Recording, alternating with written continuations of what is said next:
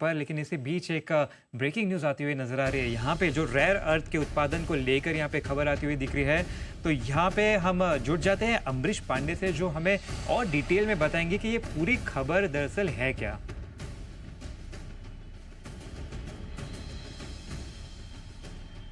बताइए अमरीश जी।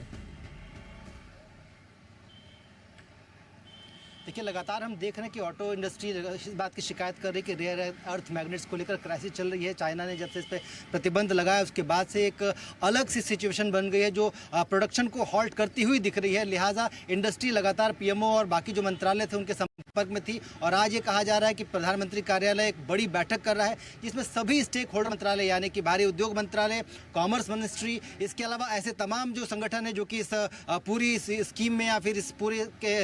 एपिसोड के stake holders हैं वो इसमें शामिल होंगे और उनसे पूछा जाएगा आखिर क्या कुछ मेजर्स जो है वो लिए जा सकते हैं। जो जानकारी हमारे पास है उसके अनुसार दो जो कंफर्म चीज़ें हैं उसमें यह है कि एक तो 1435 करोड़ रुपए की एक इंसेंटिव योजना सरकार जिसको लागू करने की सोच रही थी, उस स्कीम पर चर्चा हो सकती है। उसके अलावा इसके उत्पादन को और कैसे बढ़ाया जा सकता है उसको लेकर एक अलग से स्कीम भी सोची जा सकती है। उसकी घोषणा या फिर उसकी चर्चा भी इस बैठक में होगी। इसके अलावा वो तमाम देश जिनसे हमारे FTA पर बातचीत चल रही है या फिर ऐसे देश जो हमारे साथ ट्रेड डील में कहीं बातचीत करने की कोशिश कर रहे हैं, अगर उनके पास रेयर अर्थ मैग्नेट्स या फिर मिनरल्स हैं तो उनसे इस विषय पर कैसे और बातचीत बढ़ाई जा सकती है, इस विषय को कैसे और डिस्कस किया जा सकता है या फिर कैसे इस विशेष विषय को लेकर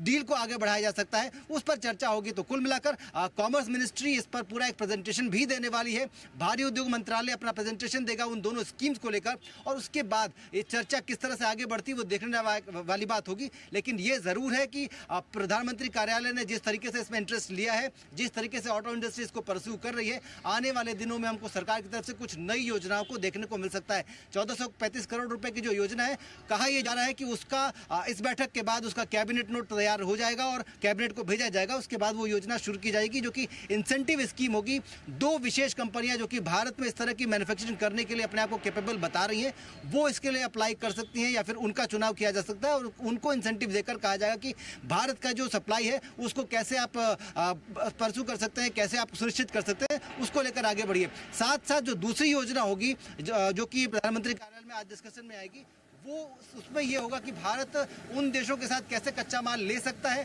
भारत में इसका उत्पादन करने के लिए जो माइंस मिनिस्ट्री है उसके साथ कैसे और किन जगहों पर जियो स्टडीज की जा सकती है, उसको कैसे बढ़ावा दिया जा सकता है। तो कुल मिलाकर कई सारे स्टेप्स हैं जो कि सरकार अपनी तरफ से देख रही है। जिस तरीके से हमने देखा कि लगातार आत्मनिर्भरता की बातचीत सरकार कर रही थी, इस क्षेत्र में भी आत्मनिर्भर होने के लिए जिन भी चीज़ों की आवश्यकता होगी उनका एक पूरा खाका आज की बैठक में तैयार होगा। उसके बाद प्रधानमंत्री कार्यालय इसकी एक पूरी रिपोर्ट PM को भेजेगा और उसके साथ ही हम ये देखेंगे कि अगले कुछ दिनों में कैबिनेट इस पर चर्चा करके लाइन मिनिस्ट्रीज के साथ अलग अलग योजनाओं को लेकर आगे बढ़ सकती है। जी